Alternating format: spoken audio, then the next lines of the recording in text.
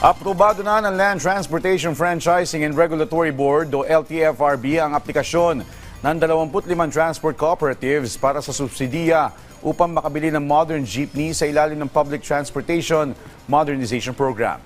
Nagbabalik si Bernard Ferrer sa detalye.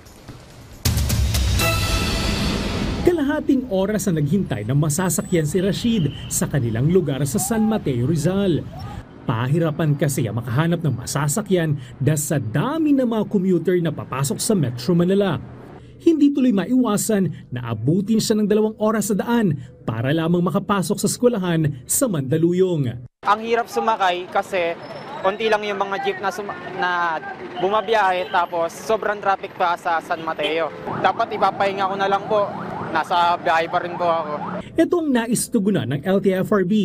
Kaya naman, inaprubahan nito ang aplikasyon ng 25 transport cooperatives para sa subsidiya sa pagbili ng modern jeepneys sa ilalim ng Public Transport Modernization Program o PTMP. Ayon kay LTFRB Chairperson Attorney Vigor Mendoza II, ang pag-aproba sa mga aplikasyon ay bahagi ng pangako ni Pangulong Ferdinand R. Marcos Jr. na ayusin ang sistema ng pampublikong transportasyon sa bansa.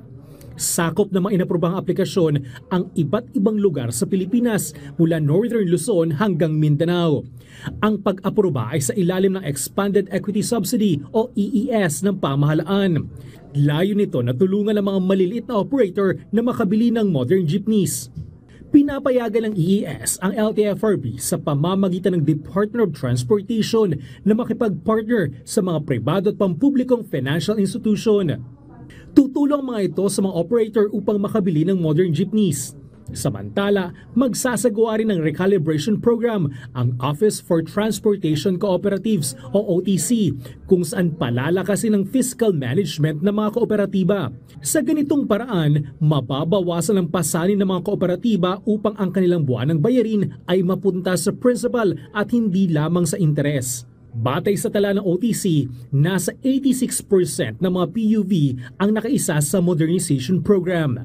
Bernard Ferrer para sa Pambansang TV sa Bagong Pilipinas.